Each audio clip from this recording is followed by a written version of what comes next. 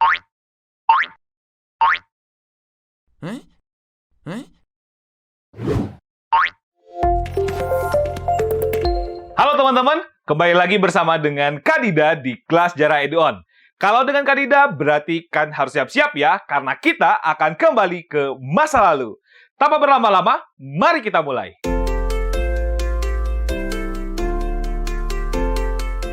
Teman-teman, pernah nggak sih teman-teman main ke situs kota tua di Jakarta? Atau enggak teman-teman pernah nggak sih main ke Bandung, terutama ke Jalan Braga?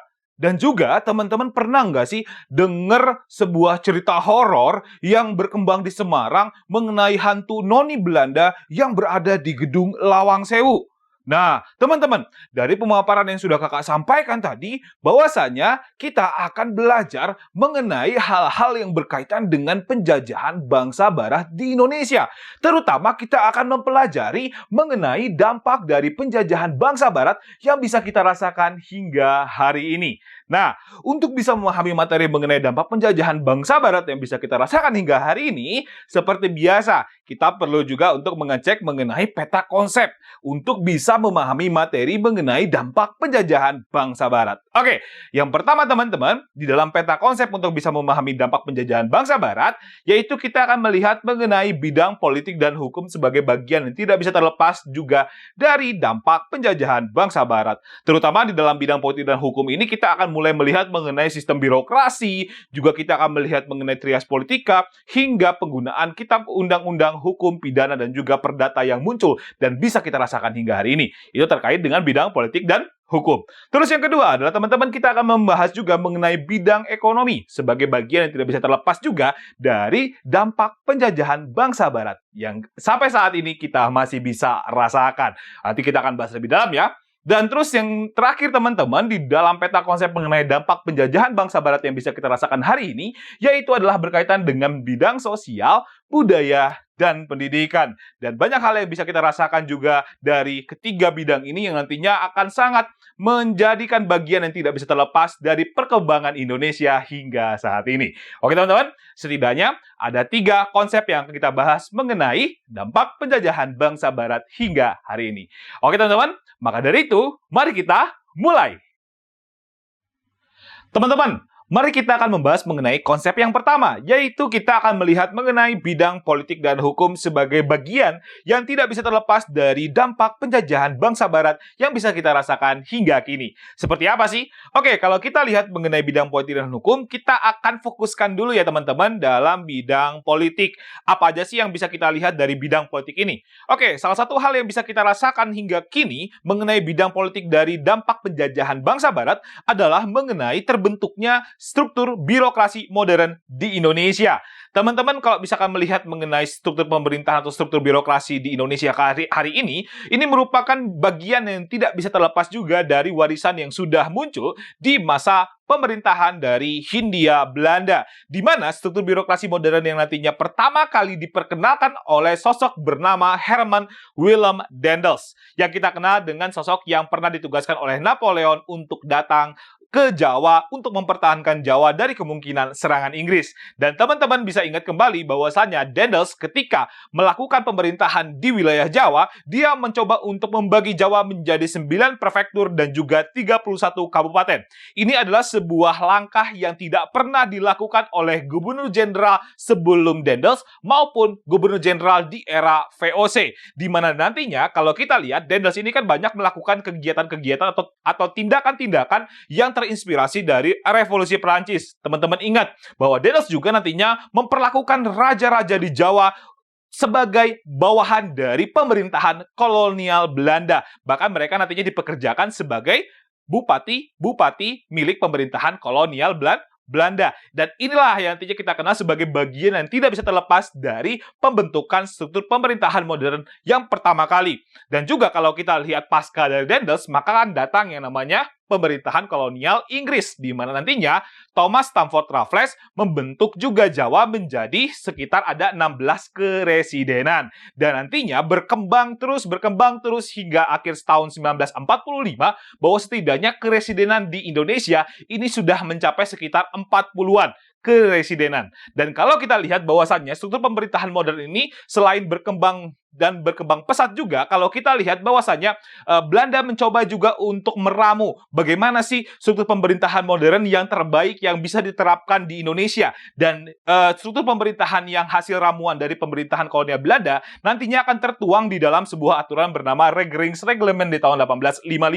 Dan di dalam Regeringsreglement tahun 1855 nantinya akan mengatur mengenai struktur pemerintahan pusat ke daerah. Dan nantinya kita akan melihat mengenai pembentukan atau dampak daripada Regeringsreglement di tahun 1855 adalah mengenai terbentuknya struktur 3 tingkat yang ada di wilayah Hindia Belanda. Dan sampai sekarang kita tetap gunakan, yaitu adalah terbentuknya struktur 3 tingkatan, mulai dari pemerintahan pusat, ada pemerintahan provinsi, dan yang paling bawah adalah pemerintahan kota ataupun kabupaten. Dan inilah yang nantinya berdampak atau terdampak daripada pembentukan struktur birokrasi modern. Dan ini mulai diperkenalkan di masa ketika munculnya Regeringsreglement di tahun 1855. Setidaknya untuk bisa melihat atau bisa membedah mengenai struktur 3 tingkat yang muncul di masa Hindia Belanda, mari kita akan lihat mengenai bentuk atau bentuk daripada birokrasi yang berkembang di masa Hindia Belanda.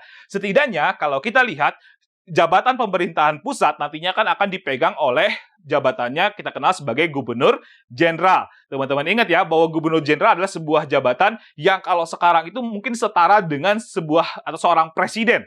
Nah, di mana nantinya gubernur jenderal ini bertugas sebagai pemerintahan pusat yang nantinya akan dibantu oleh sekitar ada 6 departemen yang nantinya dibentuk oleh gubernur jenderal Hindia Belanda. Setidaknya kementerian atau departemen ini nantinya mirip dengan kementerian yang ada di Indonesia. Ini yang pertama. Dan kalau kita lihat bahwa pemerintahan daerahnya atau pemerintahan provinsiannya nantinya akan diserahkan kepada residen atau nantinya wilayahnya disebut sebagai keresidenan. Karena kalau di masa Hindia Belanda tidak dikenal yang namanya sistem provinsi. Yang dikenal adalah sistem keresidenan. Ini merupakan sebuah sistem warisan daripada pemerintahan kolonial Inggris. Tadi kakak sudah sampaikan bahwa sistem residen muncul atau sampai tahun 1945 ada setidaknya 40 keresidenan yang pernah ada di Indonesia.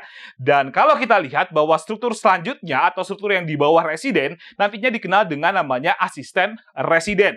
Dan wilayahnya atau asisten residen ini adalah seorang jabatan atau sebuah jabatan yang akan memangku setidaknya sekitar wilayahnya ini merupakan wilayah yang berada atau berpusat di antara sekitaran kota maupun kabupaten. Dan di bawah asisten residen nantinya ada yang namanya controller. Oke, dan wilayahnya atau pemimpin controller ini nantinya akan menjebatani atau bisa dikatakan punya wilayah yang nantinya akan dipimpin.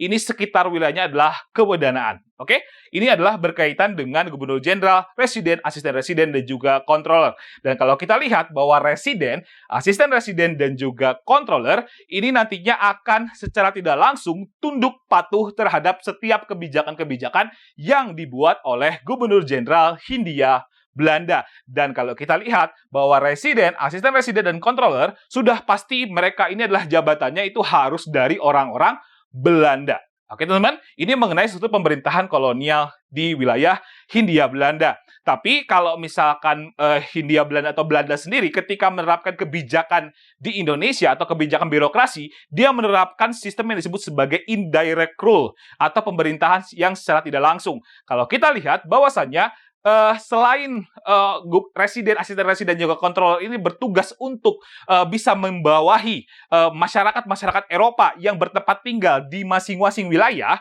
maka nantinya untuk jabatan pemerintahan lokal atau nantinya pemimpin yang akan memimpin wilayah-wilayah yang nantinya banyak orang-orang pribuminya, maka akhirnya pemerintahan kolonial Belanda membentuk jabatan yang dikenal dengan namanya Bupati. Atau teman-teman bisa lihat bahwasanya Bupati ini adalah jabatan yang dibentuk di masa Daendels yang merupakan atau dulunya merupakan raja-raja yang ada di Indonesia. Mereka dipekerjakan oleh pemerintahan kolonial Belanda dan nantinya akan digaji oleh pemerintahan kolonial Belanda. Kalau secara hierarki dari birokrasinya, bupati ini berada di bawah keresidenan.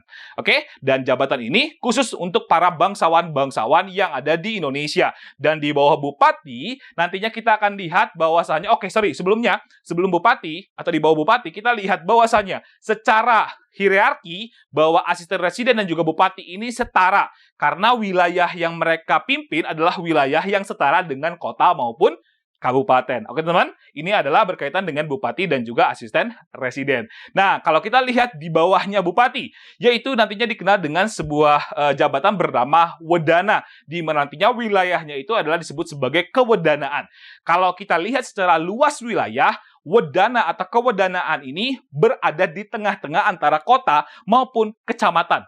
Oke, kalau secara wilayahnya. Dan di mana nantinya kewedanaan juga pernah muncul di Indonesia. Dan kalau kita lihat secara hierarki dari jabatannya, wedana ini nantinya akan dikontrol atau diawasi oleh controller. Oke, kakak juga lupa nyebutin ya, bahwasanya bupati ketika melakukan berbagai macam kebijakan, nantinya juga diawasi oleh asisten residen. Oke, dan kalau misalkan beda ya, berarti kita bisa lihat nih bahwa gubernur jenderal, residen, asisten residen, dan juga controller adalah sebuah pemerintahan yang nantinya langsung tunduk terhadap pemerintahan kolonial Belanda dan diisi oleh orang-orang Belanda. Sedangkan untuk bupati, wedana, dan di bawahnya itu nantinya diisi oleh orang-orang pribumi yang nantinya digaji oleh pemerintahan kolonial Belanda. Dan wilayah yang nantinya diperintahnya adalah wilayah-wilayah yang banyak masyarakatnya adalah masyarakat pribumi. Tapi kalau kita lihat, Kak, kan sekarang udah nggak ada ya namanya gubernur jenderal, udah nggak ada yang namanya residen, udah nggak ada yang namanya asisten residen, controller, wedana kan sudah nggak ada, Kak. Oke, kalau kita lihat bahwasannya sistem ini sudah tidak ada ya, tapi ada beberapa istilah-istilah yang masih tetap digunakan, seperti bupati, terus juga nantinya di bawah wedana itu ada yang namanya camat, di bawah camat juga nantinya ada kepala desa. Oke teman-teman, tapi kalau kita lihat strukturnya ini mirip dengan struktur 3 tingkat yang sudah ada di Indonesia hingga kini. Ada pemerintahan pusat, ada pemerintahan daerah atau provinsi, dan juga ada pemerintahan kota dan kabupaten. Oke teman-teman, ini adalah mengenai struktur birokrasi modern yang pertama atau yang nantinya dikenal di Indonesia hingga saat ini. Nah, selain daripada struktur birokrasi modern, dampak juga dari bidang politik yang bisa kita rasakan hingga kini berkaitan juga dengan penerapan trias politika. Teman-teman ingat ya, bahwa trias politika adalah sebuah pemikiran politik yang dikembangkan pasca dari revolusi Prancis. Tokohnya teman-teman ingat siapa? Ayo, namanya adalah, benar, Montesquieu. Montesquieu menerapkan trias politika atau menganjurkan trias politika terhadap sebuah negara. Karena kalau misalkan sebuah negara dipimpin oleh pemimpin yang bersifat absolut, maka cenderungnya akan korup. Maka cenderungnya akan melakukan berbagai macam kejahatan-kejahatan. Maka dari itu akhirnya Montesquieu berpemikiran bahwasannya negara yang baik adalah negara yang dibagi di dalam 3 struktur pemerintahan. Yang kita kenal dengan eksekutif, ada legislatif, dan juga ada yudikatif. Dan teman-teman ingat bahwasannya kalau di masa Hindia Belanda, bahwa yang akan menjabat sebagai eksekutif atau punya fungsi sebagai eksekutif, kita kenal dengan jabatannya adalah gubernur jenderal. Oke, ini adalah jabatan yang bersifat eksekutif. Tapi kalau kita lihat dalam perkembangannya, gubernur jenderal juga selain menjalankan fungsi eksekutif, kadang juga gubernur jenderal ini nantinya menjalankan fungsi ko-legislatif atau separuh daripada legislasi atau separuh daripada fungsi untuk membuat undang-undang. Bahkan dilakukan oleh gubernur jenderal. Karena nantinya gubernur jenderal di Hindia Belanda nantinya pada perkembangan selanjutnya itu akan bersifat sangat despot atau terlalu mengatur dan juga terlalu punya kekuasaan yang terlalu besar di Indonesia. Ini adalah berkaitan dengan sistem gubernur jenderal yang punya fungsi eksekutif. Nah, selanjutnya juga selain ada fungsi eksekutif juga ada yang namanya fungsi legislatif, di mana nantinya kita kenal bahwasannya fungsi legislatif yang ada di Indonesia nantinya kita kenal dengan lembaga bernama Volksrat. Kakak sering banget ngebahas juga mengenai Volksrat, bahwa Volksrat adalah sebuah lembaga yang dibentuk kalau secara fungsinya dia ini hanya sebagai pengawas anggaran maupun hanya menyampaikan aspirasi kepada pihak pemerintahan kolonial Belanda. Tapi kalau kita lihat fungsi Volksrat ini tidak punya fungsi untuk membuat undang-undang, tidak seperti parlemen-parlemen hari ini.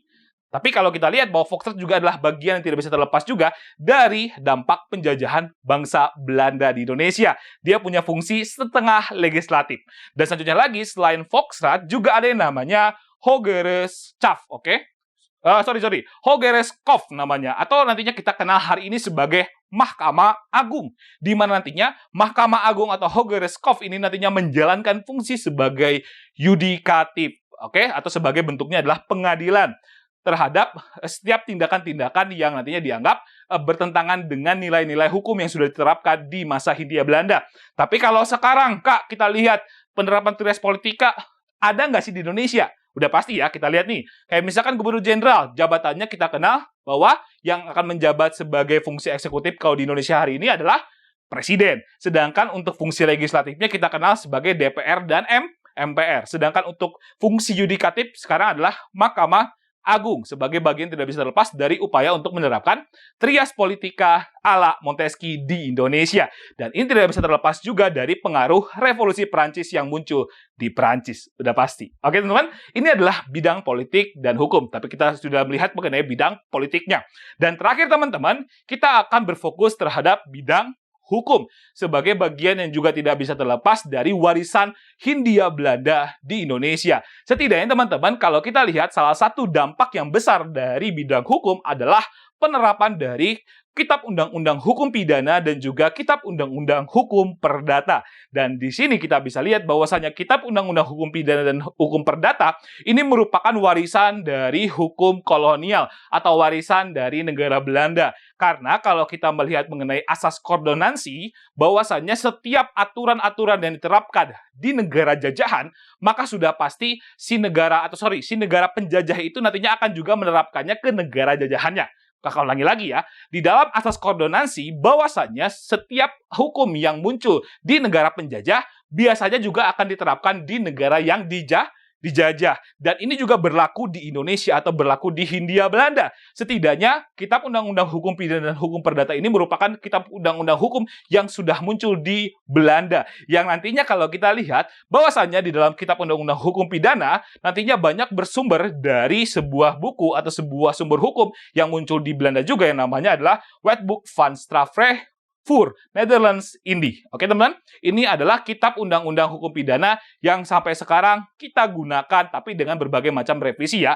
Kalau kita lihat mengenai kitab undang-undang hukum pidana. Sedangkan untuk permasalahan-permasalahan perdata, maka nantinya sumber utamanya adalah berasal dari Burgerlijke Wetboek.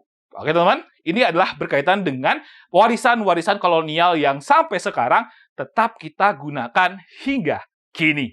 Oke teman-teman, ini adalah berkaitan dengan konsep yang pertama, yaitu mengenai bidang politik dan hukum. Gimana teman-teman? Mudah kan? Maka dari itu, mari kita lanjut lagi. Teman-teman, mari kita akan bahas mengenai konsep yang kedua, yaitu kita akan melihat mengenai bidang ekonomi sebagai bidang yang juga terdampak daripada penjajahan bangsa barat yang bisa kita rasakan hingga kini. Seperti apa sih? Oke, kalau kita lihat dampak daripada penjajahan barat hingga kini dalam bidang ekonomi, kita bisa melihat mengenai kemunculan dari sistem ekonomi liberal. Nah, di mana sistem ekonomi liberal ini adalah sebuah sistem ekonomi yang pertama kali diperkenalkan terutama di tanggal atau di tahun 1870. Ya, dalam sebuah mekanisme kebijakan politik bernama politik pintu terbuka. Teman-teman, masih ada yang ingat mengenai kebijakan politik pintu terbuka? Ada yang masih ingat? Oke, good, bagus.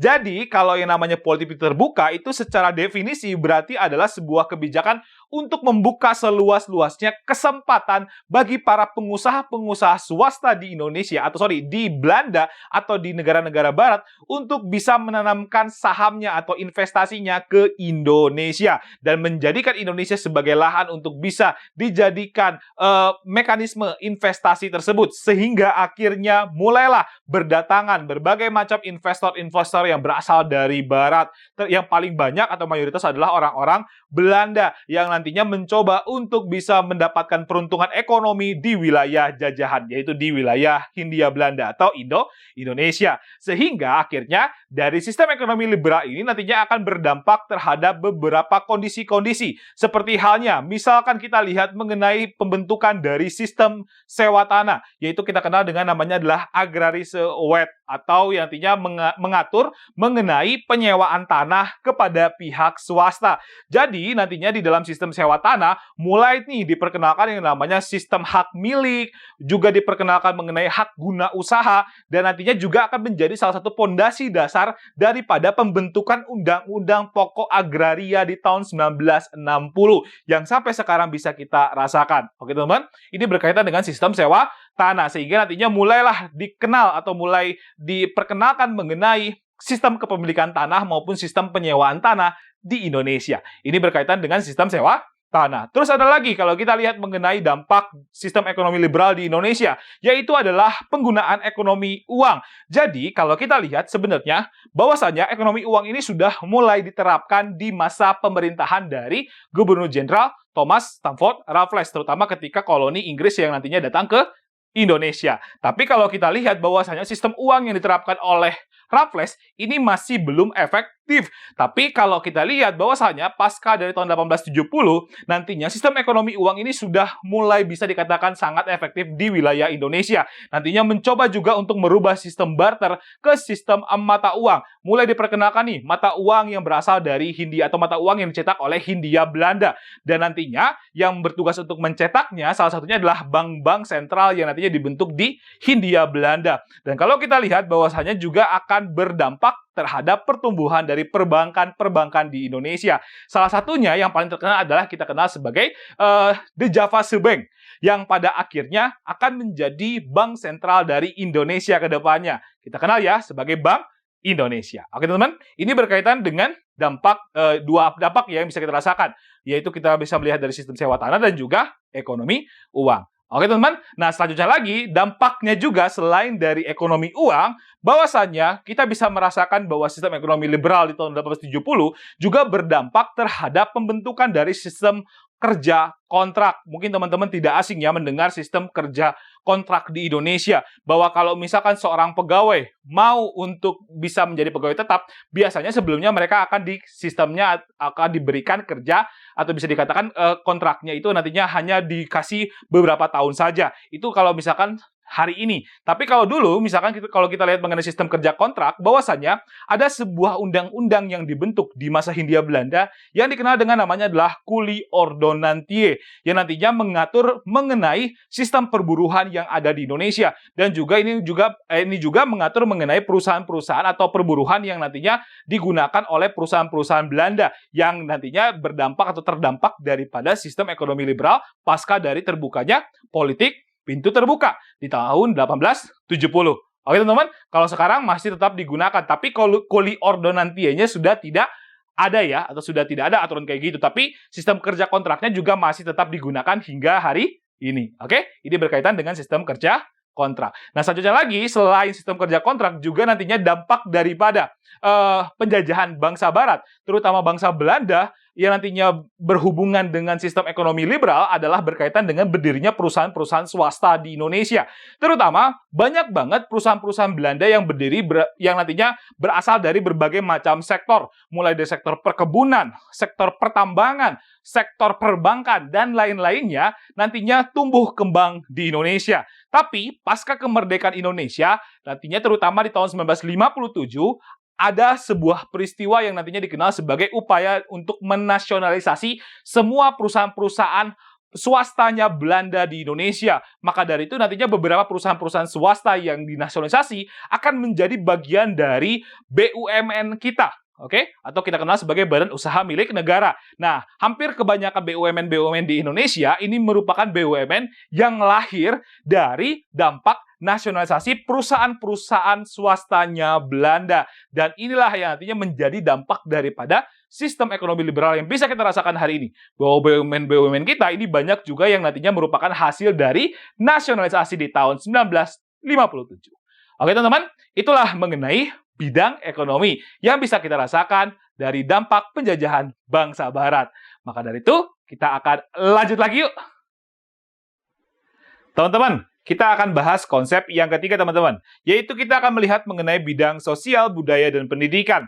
Tapi kita akan berfokus dulu dalam bidang sosial sebagai bagian yang tidak bisa terlepas dari dampak penjajahan bangsa barat yang bisa kita rasakan hingga hari ini. Seperti apa sih? Oke, untuk membahas mengenai bidang sosial, yang pertama adalah salah satu hal yang terdampak yang bisa kita rasakan hari ini, yaitu adalah mengenai penggolongan dari masyarakat Hindia Belanda.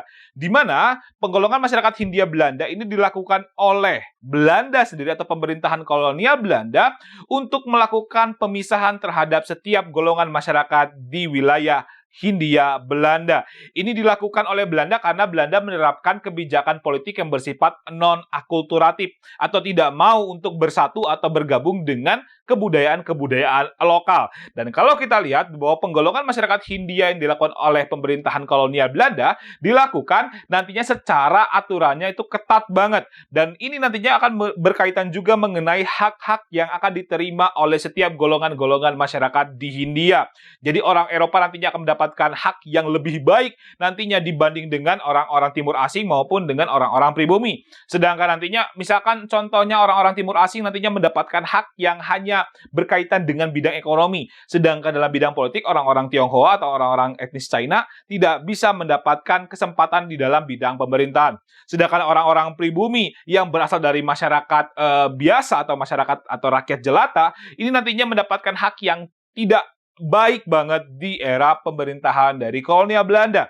Terutama nantinya salah satu dampak yang bisa dirasakan hingga hari ini yaitu adalah berkaitan dengan diskriminasi terhadap masyarakat pribumi, terutama masyarakat yang berasal dari kelasnya adalah kelas rakyat biasa. Dan kalau kita lihat teman-teman, bahwasannya salah satu bentuk daripada struktur pemerintahan atau struktur sosial yang terbentuk di era masa Hindia Belanda adalah mengenai segitiga dari struktur masyarakat itu sendiri.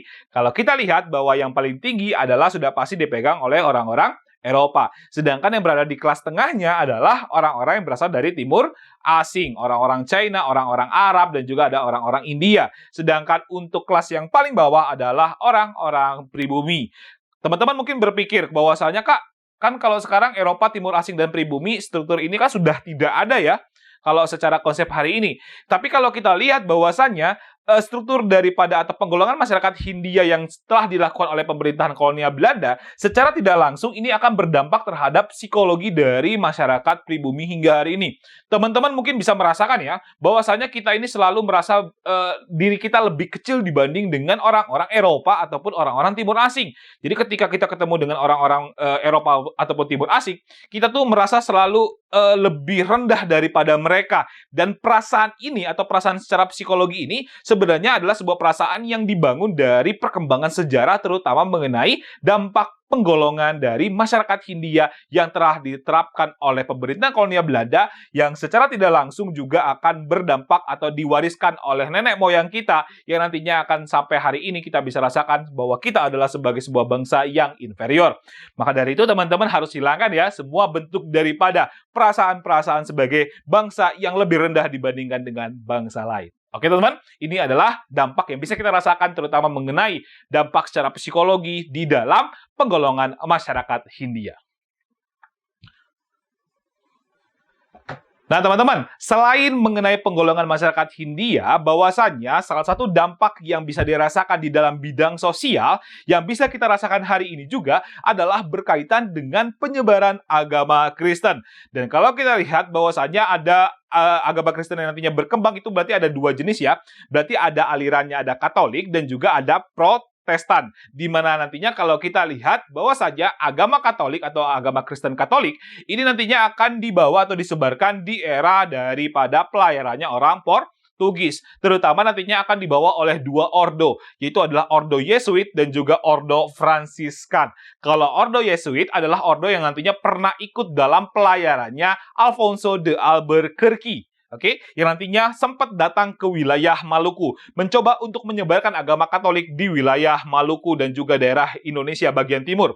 Sedangkan untuk Ordo Fransiskan nantinya banyak menyebar ke daerah yang kita kenal sekarang sebagai Nusa Tenggara Timur. Dan salah satu tokoh yang nantinya menjadi tokoh sentral daripada penyebaran agama Katolik di wilayah Indonesia, kita kenal dengan sosok bernama Franciscus Xaverius. Ini adalah mengenai penyebaran agama Katolik. Dan sedangkan kalau kita lihat mengenai penyebaran dari agama Kristen Protestan, di mana nantinya Protestan disebarkan oleh dua zending yang muncul. Oke, kalau kita lihat ya, bahwasanya Protestan ini adalah agama yang nantinya disebarkan ke Indonesia ini melalui sebuah lembaga-lembaga yang memang khusus untuk melakukan penyebaran-penyebaran ajaran agama Kristen Protestan. Di mana nantinya kalau di zamannya Hindia Belanda, terutama ketika kemunculan dari Inggris sebagai penguasa dari wilayah Indonesia, maka salah satu zending yang nantinya menjadi proses penyebaran agama Protestan dikenal dengan namanya adalah Nederlandse Zendeling Genootschap.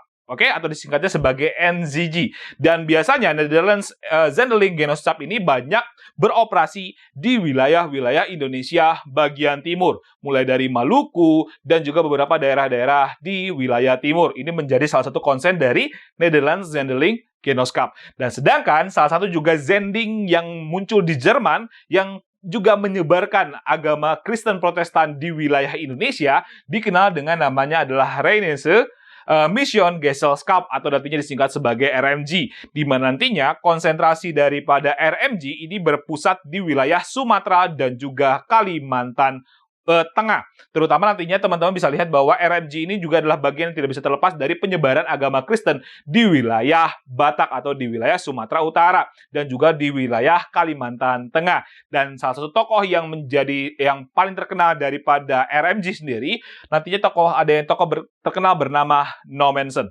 Oke teman-teman, ini adalah berkaitan dengan bidang sosial, yaitu kita bisa lihat mengenai penggolongan masyarakat Hindia dan juga penyebaran agama Kristen yang nantinya bisa kita rasakan hingga hari ini. Oke teman-teman, selanjutnya kita akan melihat dari bidang budaya dan juga dari bidang pendidikan. Teman-teman, mari kita akan lanjutkan mengenai bidang sosial, budaya, dan pendidikan. Tapi kita akan berfokus di dalam bidang budaya. Seperti apa sih dampak daripada penjajahan bangsa Barat yang nantinya kita bisa lihat dari bidang budaya? Oke, kita akan melihat mengenai dalam bidang budaya. Salah satu hal yang nantinya muncul dari bidang budaya yaitu adalah mengenai penyerapan dari kosakata asing. Jadi penyerapan kosakata asing adalah suatu hal yang lumrah banget, ya terutama mengenai perkembangan sebuah bahasa dari sebuah negara.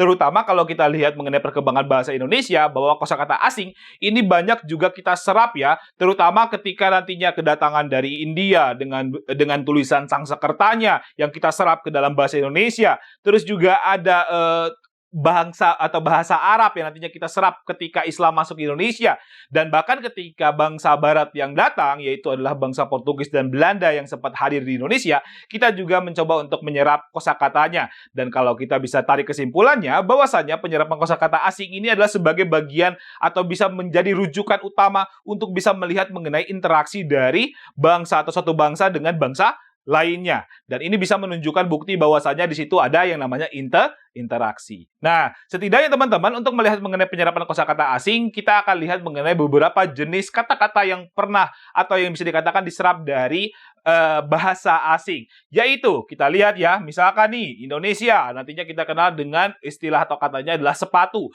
Yang nantinya kalau untuk bahasa asing atau untuk bahasa Portugis, nantinya dikenalnya dengan namanya sapato. Sedangkan kalau bendera, nantinya kita kenal kalau di bahasa Portugis disebutnya sebagai bandera.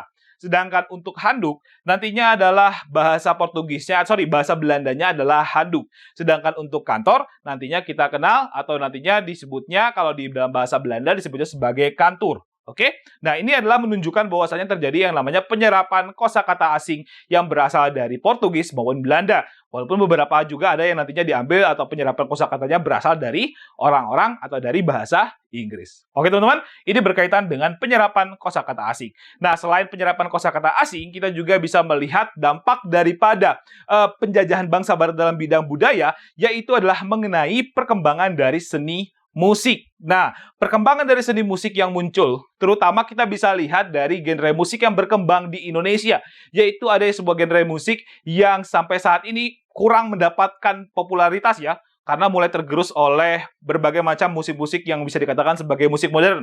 Tapi setidaknya sebuah jenis musik yang dikenal dengan namanya jenis musik keroncong ini pernah juga berjaya di eranya. Dan kalau kita lihat bahwasanya perkembangan dari seni musik keroncong yang ada di Indonesia ini juga tidak bisa terlepas dari kedatangan bangsa Portugis. Terutama banyak para pelaut Portugis di abad ke-16 yang datang ke Indonesia. Mereka nantinya memperkenalkan jenis musik yang disebut sebagai jenis musik fado. Jadi gini ceritanya teman-teman. Jadi awalnya jenis musik fado itu adalah sebuah jenis musik yang bukan merupakan asli dari orang-orang Portugal atau orang-orang Portugis.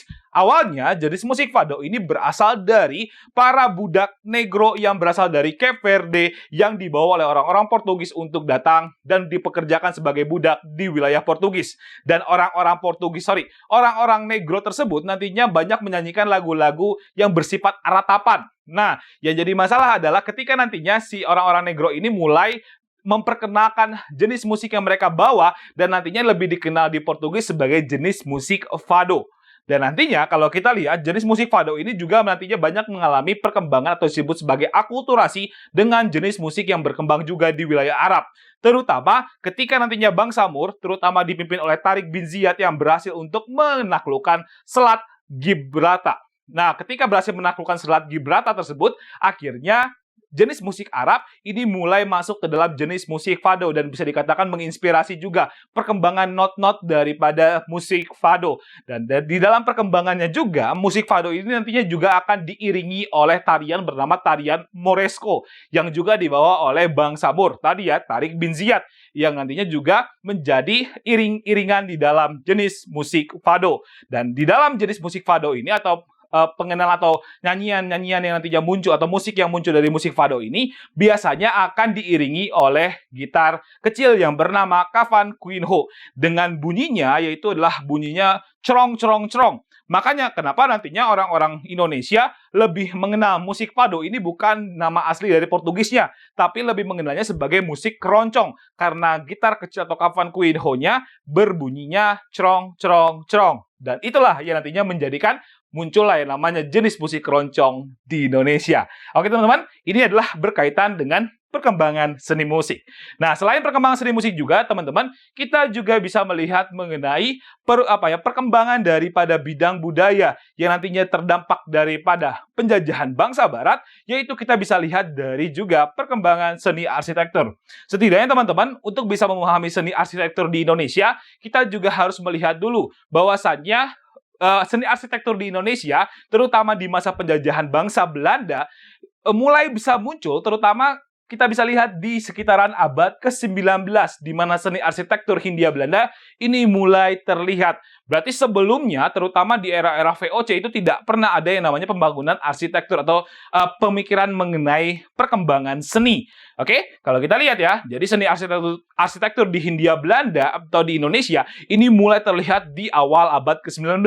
Terutama ketika kedatangan dari Herman Willem Daendels. Maka mulai banyak banget pembangunan infrastruktur di wilayah Jawa. Tapi kalau kita lihat di dalam perkembangan selanjutnya, bahwasannya seni arsitektur Hindia Belanda ini juga banyak mendapatkan tantangan besar. Terutama tantangan besarnya adalah mencoba untuk bisa menggunakan gaya seni yang berasal dari Belanda yang dibawa ke Indonesia, tapi ternyata banyak tantangannya yang berupa iklim yang ada di Indonesia.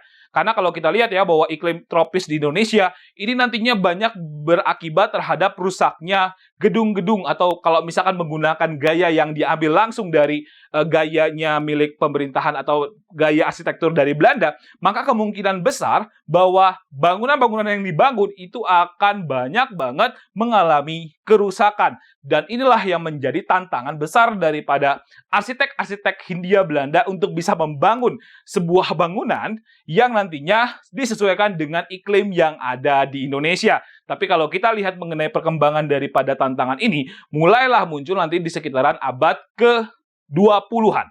Oke? Nah, kita lihat mengenai perkembangan seni arsitektur, terutama mengenai gaya-gaya yang pernah muncul di Indonesia yang merupakan warisan dari Hindia Belanda yang sampai sekarang kita bisa lihat beberapa jenis bangunannya.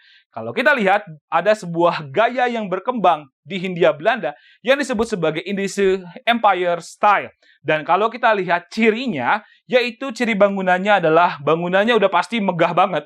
Dan juga gayanya itu banyak terinspirasi dari gaya neoklasik. Oke?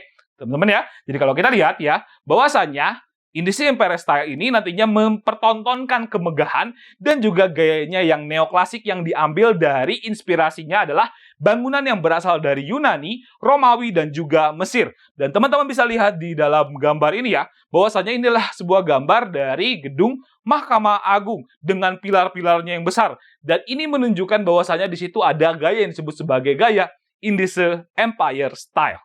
Oke, ini menunjukkan juga mengenai superioritas daripada penjajah sebagai bangsa yang lebih unggul dibandingkan dengan mereka atau masyarakat yang terjajah. Ini adalah bentuk dari gaya seni yang disebut sebagai Indie Empire Style yang mulai muncul di masa Daendels.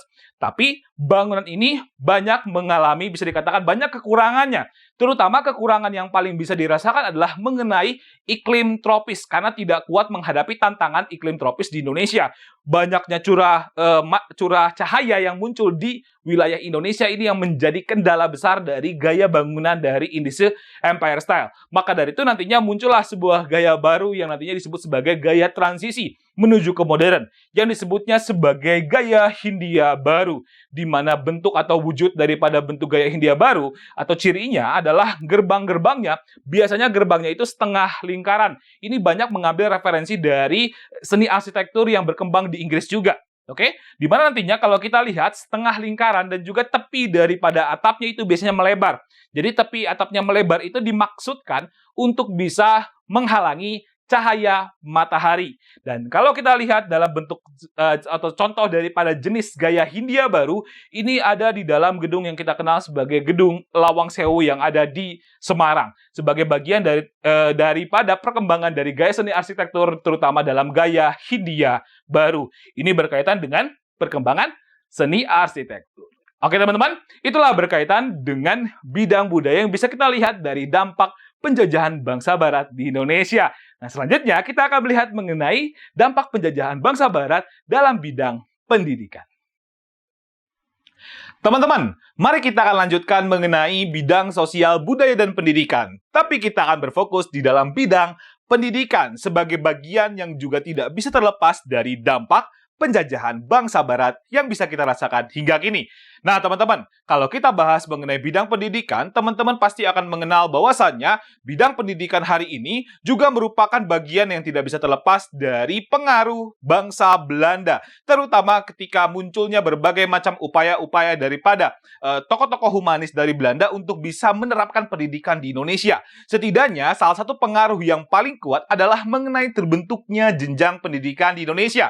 Teman-teman, kalau misalkan menjadi bagian daripada jenjang pendidikan, teman-teman pasti ingat ya, bahwa teman-teman pernah bersekolah di tingkatan SD atau sekolah dasar, terus nantinya naik ke sekolah menengah pertama, terus teman-teman naik lagi ke sekolah menengah atas, hingga nantinya teman-teman akan lulus dan masuk ke dalam universitas-universitas yang ada di Indonesia maupun di luar negeri. Kalau kita lihat bahwasannya jenjang-jenjang pendidikan itu sudah sebenarnya terbentuk di masa penjajahan Belanda, di mana nantinya sekolah yang terbentuk adalah sekolah-sekolah yang bersifat diskriminatif atau segregatif, di mana nantinya sekolahnya ini adalah berupaya untuk bisa memisahkan antara kelas pribumi dengan orang-orang Eropa dan juga bangsawan. Setidaknya kita akan melihat mengenai terbentuknya jenjang pendidikan yang ada di masa Hindia Belanda.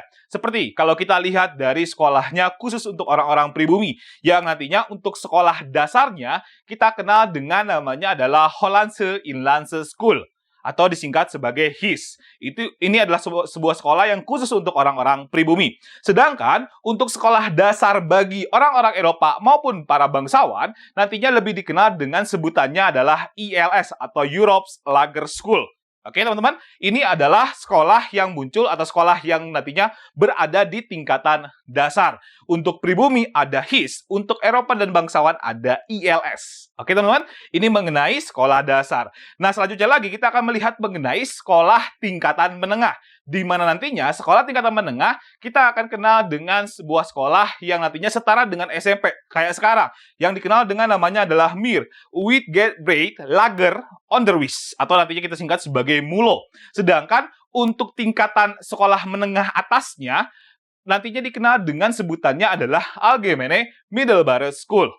atau nantinya disingkat sebagai AMS. Sedangkan untuk orang-orang untuk orang-orang Eropa dan juga bangsawan nantinya lebih dikenal dengan sebutan sekolahnya adalah Hogere Burgerlijke School, di mana HBS ini adalah sebuah sekolah yang merupakan gabungan, atau bisa dikatakan tingkatannya itu adalah tingkatan yang merupakan gabungan dari HIS kalau di dalam orang-orang pribumi, HIS dan juga MULO disatukan di dalam satu tingkatan yang nantinya dikenal dengan HBS. Tapi kalau untuk HBS, khusus untuk orang-orang Eropa ya, dan juga untuk bangsawan. Dan kakak sudah sering banget menyampaikan kepada kalian bahwa sekolah atau untuk bisa bersekolah di sekolah-sekolah bentukan Belanda, maka seorang siswanya itu minimal orang tuanya harus punya sekitar 150 gulden per bulan untuk bisa menyekolahkan anaknya untuk bisa bersekolah di sekolah-sekolah bentukan Belanda.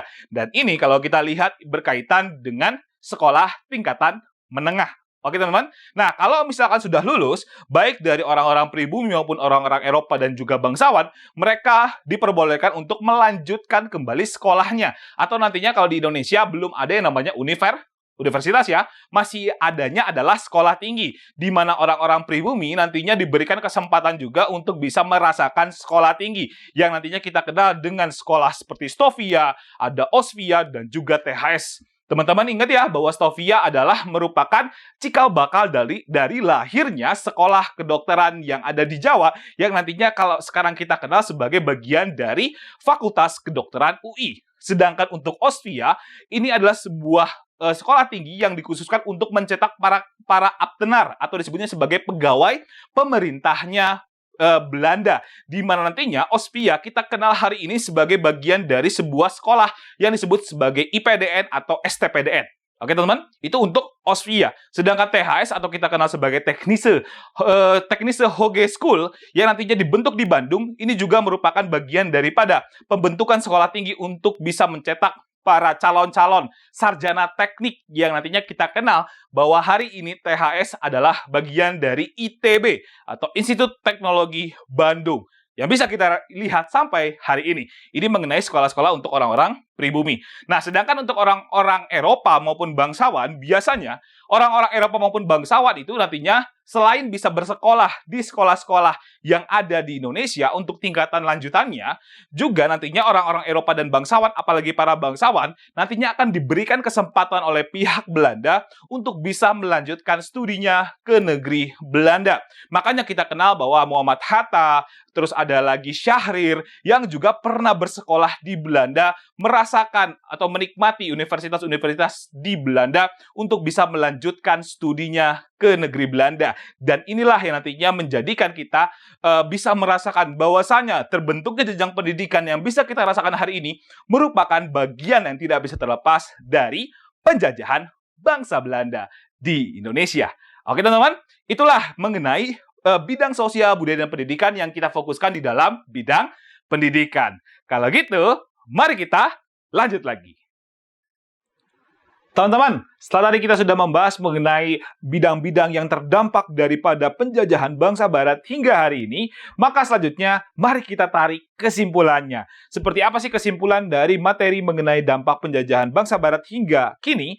Maka dari itu kita akan melihat mengenai kesimpulan yang pertama, yaitu berkaitan dengan bidang politik dan hukum, di mana kesimpulannya adalah kalau kita lihat dalam bidang politik, salah satu hal yang nantinya bisa dikatakan berdampak banget dari penjajahan bangsa Barat adalah mengenai sistem birokrasi yang bersifat modern yang diterapkan di Indonesia hari ini adalah merupakan warisan yang tidak bisa terlepas juga dari masa Hindia Belanda atau di masa penjajahan bangsa Barat. Terutama nantinya mengenai struktur pemerintahan pusat dan daerah yang diatur di dalam Regeringsreglement yang sudah kakak sampaikan tadi ya, mengenai dalam bidang politik. Dan juga berkaitan dengan penerapan daripada trias politikanya Montesquieu yang juga diterapkan di Indonesia dan juga tidak bisa terlepas dari pengaruh penjajahan bangsa Barat.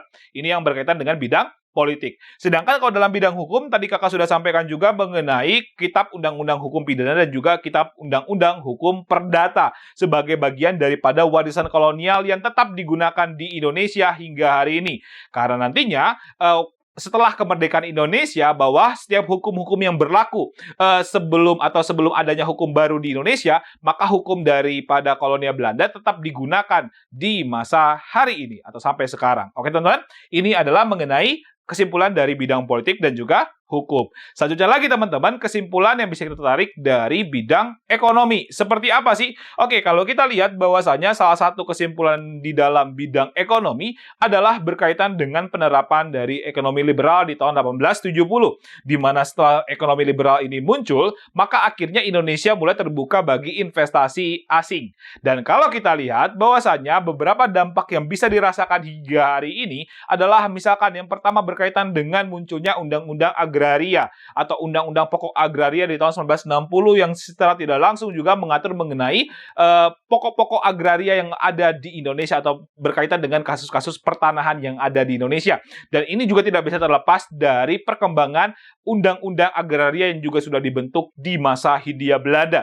Selain itu juga kalau kita lihat bahwasanya dampak yang bisa dirasakan daripada sistem ekonomi liberal di Indonesia di tahun 1870 adalah juga berkaitan dengan penggunaan mata uang, terutama ketika masa Raffles yang sudah mencoba untuk menggunakan mata uang, walaupun tidak berhasil, tapi setidaknya dalam perkembangannya mata uang tetap digunakan, tetap dipakai di masa-masa hari ini. Dan kalau kita lihat juga mengenai terkait juga dengan sistem perbankan di Indonesia. Dan kalau kita lihat bahwasanya bank yang nantinya muncul di era hari ini, terutama adalah Bank Indonesia, ini juga berasal dari bank yang sudah dibentuk di masa Hindia Belanda, yang kita kenal dengan sebutannya adalah The Javas Bank. Sedangkan berkaitan juga dengan sistem kerja kontrak, teman-teman ingat bahwa sistem kerja kontrak yang nantinya diatur oleh pemerintahan Hindia Belanda yang dikenal dengan namanya Kuli Ordonantie juga nantinya menjadi salah satu hal yang nantinya ruhnya, walaupun secara aturan tidak digunakan kembali, tapi ruh menggunakan sistem kerja kontrak sebelum nantinya ditetapkan sebagai pekerja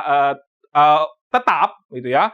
Nantinya menggunakan sistem kerja kontrak dan sampai sekarang kita bisa rasakan ya. Dan yang terakhir adalah berkaitan dengan terbentuknya BUMN, dan BUMN nantinya terbentuk di hari ini atau mayoritas BUMN yang ada hari ini merupakan perusahaan-perusahaan swasta yang sudah dibentuk di zaman penjajahan bangsa Barat, terutama di masa-masa Hindia Belanda, apalagi setelah terbukanya investasi asing di Indonesia di tahun 1870. Oke teman-teman, ini adalah kesimpulan dari bidang ekonomi. Nah, sedangkan kalau kita lihat kesimpulan dari bidang sosial, budaya, dan pendidikan, teman-teman bisa memahami mengenai kesimpulan yang bisa muncul, yaitu adalah berkaitan dengan bidang sosial, yaitu adalah ketika terbentuknya penggolongan masyarakat Hindia, maka dampak yang bisa kita rasakan hari ini adalah berkaitan dengan perasaan inferior terhadap negara lain atau terhadap bangsa lain, bangsa kulit putih ataupun bangsa-bangsa yang lain. Dan ini nantinya muncul sampai hari ini bisa kita rasakan. Dan juga mengenai penyebaran agama Kristen, terutama agama Kristen Katolik dan juga Protestan yang berkembang di Indonesia, tidak bisa juga terlepas daripada dampak penjajahan bangsa Barat di Indonesia. Dan itu adalah berkaitan dengan bidang sosial. Kalau kita lanjutkan lagi terkait dengan bidang budaya, apa yang bisa kita tarik kesimpulannya? Kalau kita lihat bahwasanya bidang budaya yang nantinya terdampak daripada penjajahan bangsa Barat adalah berkaitan dengan penyerapan daripada kosakata-kosakata daripada bahasa Belanda, bahasa Portugis, atau bahasa Portugal maupun bahasa Inggris yang diserap ke dalam bahasa Indonesia, dan juga berkaitan juga dengan perkembangan seni musik dan juga arsitektur yang sampai sekarang juga masih kita bisa lihat dan juga kita bisa nikmati. Itu adalah dari bidang budaya. Sedangkan kalau kita lihat dari bidang pendidikan, salah satu daripada warisan pendidikan di masa kolonial Belanda yang sampai sekarang kita bisa lihat adalah berkaitan juga dengan terbentuknya jenjang pendidikan atau jenjang sekolah, di mana ada sekolah dasar, ada sekolah menengah, dan juga sekolah tinggi yang berkembang di wilayah Indonesia. Dan sampai sekarang, warisan-warisan atau sekolah-sekolah yang nantinya sudah muncul di era masa Hindia Belanda juga nantinya bertransformasi dan nantinya juga tetap digunakan di masa sekarang atau di masa ketika kita telah merdeka. Dan itulah yang menjadi salah satu kesimpulan di dalam bidang sosial, budaya, dan pendidikan yang nantinya terdampak dari masa penjajahan bangsa Barat di Indonesia yang bisa kita rasakan hari ini. Oke teman-teman, karena waktu kita sudah habis, kalau gitu teman-teman harus tetap semangat ya, tetap belajar dan tetap ikuti kelas sejarah di EduOn, karena bersama dengan Kadida, kita pasti akan belajar sejarah yang sudah pasti menyenangkan. Kalau gitu, kakak pamit undur diri, sampai jumpa lagi dan dadah!